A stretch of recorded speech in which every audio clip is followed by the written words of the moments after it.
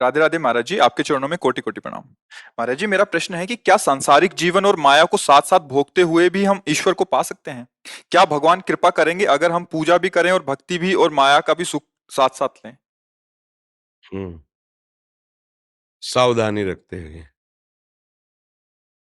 अगर जहर को वैद्य शोध करके दे दे तो रोग निवारण का हेतु होता है। अगर स्वतंत्र रूप से पा लिया जाए तो वो मृत्यु का कारण बन जाता है। यद्यपि विषय सुख अज्ञान के कारण ही सुखद लगता है।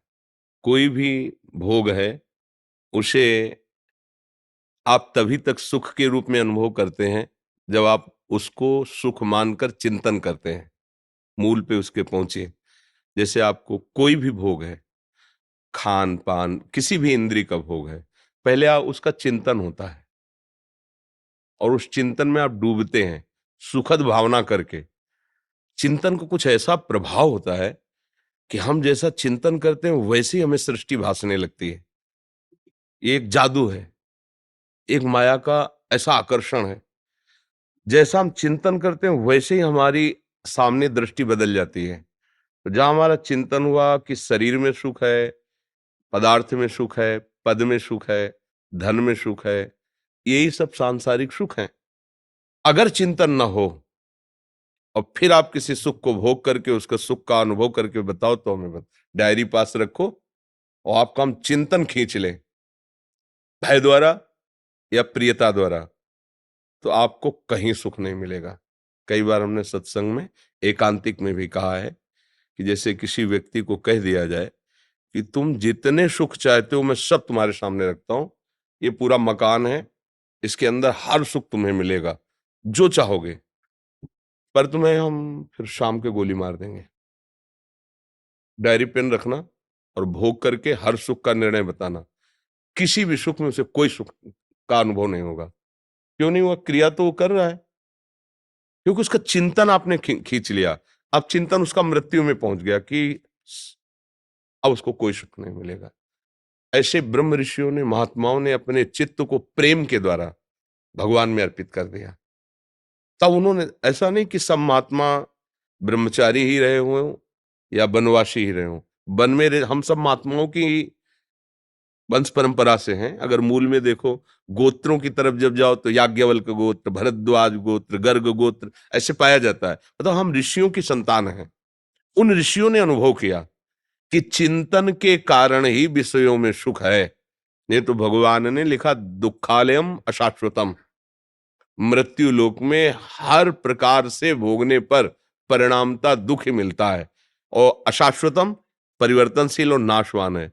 तो जो परिवर्तनशील है, नाशवान है, दुखमय, उसमें हमें सुख कैसे भासता है? अज्ञान के कारण। अज्ञान का स्वरूप क्या है? इस देह को मैं मानना। जब तक हम देह को पुरुष भाव से नहीं स्वीकार करेंगे तब तक स्त्री शरीर में आकर्षण नहीं होगा। जब तक हम अपने को शरीर नहीं मानेंगे तब तक किसी भोग को हम अधर्म पूर्वक सेवन नहीं कर सकते। ये शरीरा अभिमान ही अज्ञान है। अगर अब हम चिंतन को, जो आपने कहा विषय सेवन करते हुए हम कैसे भगवान को प्राप्त कर सकते हैं कि भक्ति भी चलती रहे और विषय सेवन भी चलता रहे, उसके लिए चिंतन, भक्ति का स्वरूप बाहरी नहीं होना चाहिए। इसके लिए चिंतन होना चाहिए। पहला, मैं जैसा भी हूं प्रभु का हूं। एक एक शब्द याद रखना तो बिल्कुल फाइनल पे पहुंच जाओगे। मैं जैसा भी हूं, मैं ऐसा हूं ऐसा नहीं कहता। मैं भगवान का भक्त हूं, मैं जितेंद्रिय हूं, मैं पवित्र हूं, मैं तपस्वी हूं, मैं भजनानंदी हूं, ऐसा कुछ नहीं। मैं जैसा भी हूं प्रभु का हूं। दूसरा, मेरे पास जो कुछ भी है मेरे प्रभु का दिया हुआ है।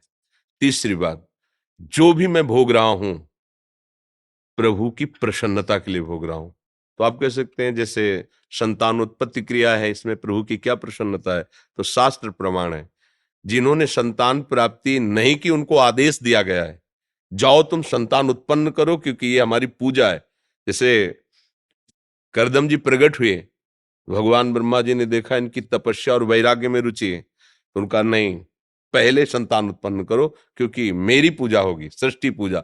उन्होंने तपस्या की, भगवान श्री हरि को प्रसन्न किया और मांगा कि मुझे पत्नी प्रदान कीजिए। तो महाराज मनु की पुत्री देवहूति पत्नी रूप में मिली और भगवान स्वयं उनके पुत्र रूप में कपिल के रूप में प्रकट हुए।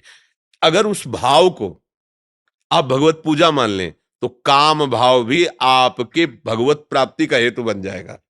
जब हम उसे स्वयं भोक्ता बन करके धर्म के प्रतिकूल भोगते हैं, फिर वो आसुरी भाव हो जाता है, राक्षसी भाव हो जाता है, फिर वो पाप को प्रकट कर देता है। ऐसे ही आहार है, जैसे आप राज सैनिक हैं, अब आपके लिए हम कहें उबली हुई दाल पाइए और फुल्का पाइए और ये केवल थोड़ा सा सलाद ले, हम ऐसा नहीं कहेंगे। आपको जो भी हमारे देश की रक्षा के लिए, शरीर पुष्ट करने के लिए आहार दिया जाता है, उसे भगवान के द्वारा प्रेरित मानिए, क्योंकि आप राज सैनिक हैं। आपको कब कहाँ कैसी व्यवस्था होती है वो घर नहीं है, जैसी व्यवस्था होती है वैसी व्यवस्था में मैं हूं। पर पहला सूत्र जो कहा था, मैं जैसा हूं प्रभु का हूं, तो मैं प्रभु के लिए कर रहा हूं। और बीच बीच में नाम जप कर दीजिए, जो भी नाम भगवान का प्रिय लगे वो स्मरण कीजिए, और जो कार्य आपको मिला है उसे केवल केवल सत्य को सामने रखकर कीजिए, तो इसी में भगवत प्राप्ति आपको हो जाएगी, संसार के सुख भोगते हुए। अगर हम थोड़ा भी अपने पद से गिर करके चेष्टा करेंगे तो फिर गलत हो जाएगा। हम प्रणाम करते हैं अपने देश के उन सैनिकों को जिनके द्वारा हम सुरक्षित होकर भजन कर रहे हैं। अगर हमारे राज सैनिक अपने प्राणों की आहुति देकर रात दिन बॉर्डर में न खड़े हो ना, तो यहाँ हम भजन नहीं कर सकते। कोई भी धर्म की वृत्ति यहाँ नहीं चल पाएगी, क्योंकि यहाँ बैठकर बातें कर लेना अलग बात है। वो जो प्राणों को समर्पित, कहाँ से कब गोली आ जाए, कौन सा, फिर भी वो रात भर, हम सोते हैं चैन से, वो रात भर जगते हैं। उन्हीं की सुरक्षा, ये भगवत सेवा है। हम जो भजन करते हैं बिना परिचय के तुम्हें उसका हिस्सा मिलता है। जैसे तुम वहां हो, हमें परिचय नहीं लेकिन हम सुरक्षित हैं, ऐसे ही हमारा भजन तुम्हारी सुरक्षा में है। जितने भी भजन करने वाले हैं, अपने आप, जैसे आपका घर है, आपकी खेती है, आप रुपया कमाते हैं लेकिन टैक्स सरकार को देना पड़ेगा ना। ऐसे ही हम जिस सरकार में रहकर, जिसके द्वारा सुरक्षित रहकर भजन करते हैं, उन सब सरकारी जो धर्म से चलते हैं, संतों का आशीर्वाद और संतों का भजन उनकी सुरक्षा करता है। तो आप अपने धर्म से चलिए, कभी भी किसी भी प्रलोभन में आकर के अपने पद का अगर कहीं भी किंचन मात्र दुरुपयोग न कीजिए, तो यही पद परम पद का हेतु बन जाएगा, भगवान की प्राप्ति का हेतु बन जाएगा। तो इह परलोक सकल सुख पावत, इस लोक के भोग भी और परलोक में भगवत प्राप्ति भी उसको निश्चित होती है, जो इस कोटि से चलता है, ऐसा विचार करके चलता है। जी, महाराज जी, क्या इस जन्म का किया इसी जन्म में भोगेंगे या इस जन्म में पिछले जन्म का ही हिसाब? इसके दो प्रकार पाए जाते हैं।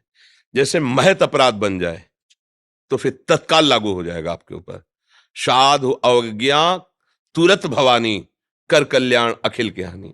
जैसे कोई दैन्य है, धर्म से चल रहा है, असहाय है, और आपको किसी ने प्रलोभन के द्वारा या असत्य प्रेरणा के द्वारा उसके नाश, और आपने उसका नाश कर दिया, अब वो आपको आगे जन्म के लिए बख्शेगा नहीं, इसी जन्म में आपका सर्वनाश शुरू कर देगा, क्योंकि महत अपराध बन गया। अगर साधारण पाप है तो इकट्ठा होते रहते हैं, वो फिर अगले जन्म में, लेकिन महत अपराध इसी जन्म में उसको नष्ट कर देता है। दो प्रकार के हमसे कर्म होते हैं, एक होता है सत्कर्म होता है, एक होता है असत कर्म, और ये तीसरा जो होता है महत अपराध कर्म होता है। ये जो महत अपराध कर्म है वो फिर बहुत दुर्गति कर देता है। जैसे महत अपराध कर्म में भ्रूण हत्या भी आता है, गर्भ हत्या आता है, गर्भस्थ शिशु माँ के द्वारा सुरक्षित पालित हो रहा है और उसको जैसे नष्ट, ये महत अपराधों में आता है।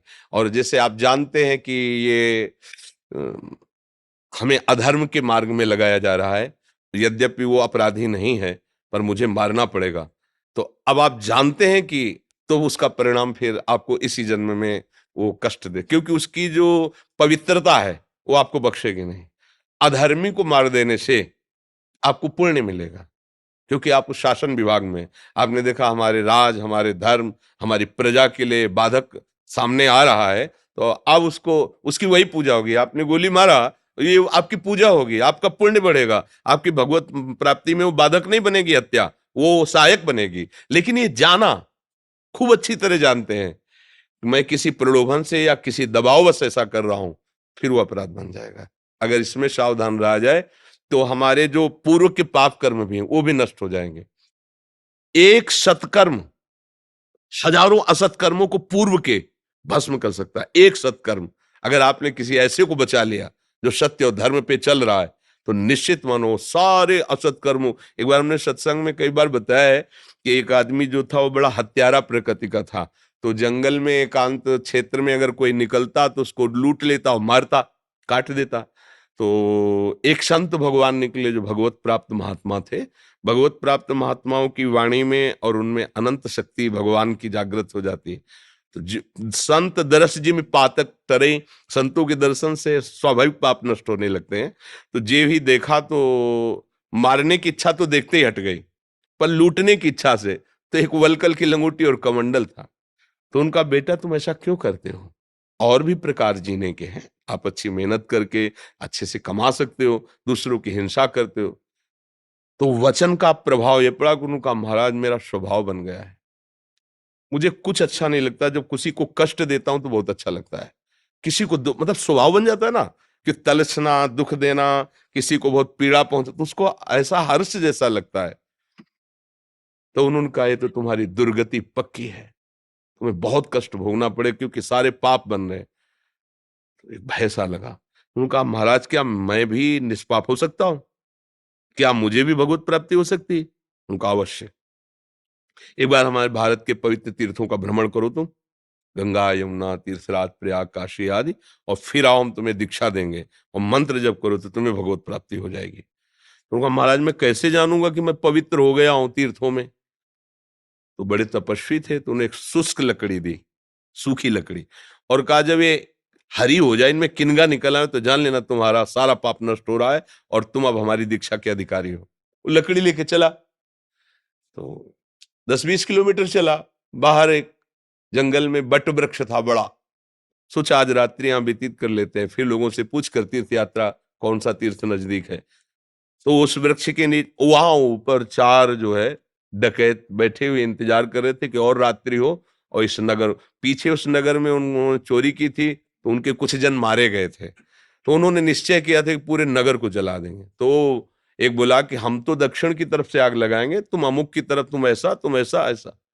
वो नीचे बैठे, सोचा पूरा गांव जल जाएगा, बहुत से पशु पक्षी, बच्चे, माताएं, बहनें, हमने बहुत से पाप किए हैं, इन 4 को अगर हम मार दें, हमारा मारने का अभ्यास है, 4 को मार देते तीर्थ तो जा ही रहे हैं, पूरा नगर बच जाएगा। तो आवाज दी भैया अभी तुम्हारे प्लान में कमी है, हम इसके बचपन से अभ्यासी हैं, हमको भी सम्मिलित करो, आप नीचे आओ, हम तुम्हें बताते हैं कैसे प्लान। तो अब चारों एक साथ थोड़ी उतरेंगे, जो उतरता जाता चारों को मार दिया, और सोचा अब यहाँ हत्या कर दी, हम नहीं रुकेंगे, आगे कहीं रुकेंगे। वो लकड़ी उठाई तो हरी हो गई। तो अब गुरुजी ने कहा था जिस दिन निष्पाप हो जाओगे लकड़ी है, अभी तो हमने कोई गंगा गोदावरी तीर्थ किए नहीं, पर गुरुजी ने कहा था लकड़ी, वो गुरुदेव के पास वापस लौट गए। तो कहा बेटा क्यों हिम्मत नहीं पड़ी क्या तीर्थों में जाने की? बोले गुरुजी आपने कहा था जब निष्पाप माने जाओगे जब तुम्हारी ये लकड़ी हरी हो जाएगी। तो अभी तो किसी तीर्थ ही लेके लकड़ी हरी हो गई, कैसे? तो उन्होंने कहा वो 4 लोग पूरे गांव की हत्या करना चाहते इसलिए उनको मार दिया। तो उनका हाँ, पूरे गांव के बचाने का पुण्य प्राप्त हुआ और सारे पाप तुम्हारे नष्ट हो गए। देखो क्रिया वही हुई, हत्या ही, लेकिन परिणाम उसका क्या हुआ? उसके सारे पाप नष्ट हो गए और वो भगवान की शरण के लायक बन गया। तो आप जैसे जो क्रिया कर रहे हैं वो बहुत बड़ी भक्ति है। जैसे अर्जुन जी कह रहे हैं कि नहीं मैं मारूंगा नहीं प्रभु, उनका प्रभु पूज्य जन है, कैसे मारूं? तो भगवान ने विराट स्वरूप दिखाया कि देखो ये भीष्म द्रोणाचार्य जैसे लौंग इलायची नहीं होती, ऐसे दाढ़ों में फंसे, देख मैं महाकाल हूं, मेरे द्वारा सब मारे जा चुके हैं, केवल तेरे को निमित्त बनना है। तो आपको जो पद मिला है उसको सांगोपांग देशभक्ति निष्ठायुक्त व्यतीत कीजिए और नाम जप कीजिए, और जो हमने चर्चा की इसका चिंतन कीजिए, फिर देखिए आप महात्मा ही हैं, उसमें अंतर नहीं। युद्ध करते हुए भी अर्जुन जी को महात्मा कहा गया है, युधिष्ठिर जी को महात्मा कहा गया है। महात्मा महान आत्मा। अगर हम धर्म के विरुद्ध आचरण कर दे फिर गलत हो जाएगा। हमारा राष्ट्र आप लोगों से सुरक्षित है। अगर आप अर्थ की या किसी भी प्रलोभन की वृत्ति में आकर के अपने धर्म से डिग जाएं तो हमारी हानि हो जाएगी, हमारे राष्ट्र को धोखा मिल जाएगा। ये कभी नहीं होने पाए, क्योंकि हम कहीं किसी प्रलोभन में ना फिसल जाएं। तो जो जहां है, भारत का एक एक व्यक्ति भारत के लिए विशेष है। कोई ये ना समझे कि नहीं वो विशेष, मानो किसान है, अगर वो अपने धर्म से चलकर करता है तो राष्ट्र को भोजन मिलता है। जो जहां है वो सब विशेष है, पर अपने धर्म का पालन करते हुए भगवत स्मरण करे, इसी से इस लोक के सुख और परलोक के दोनों सुख प्राप्त हो जाते हैं।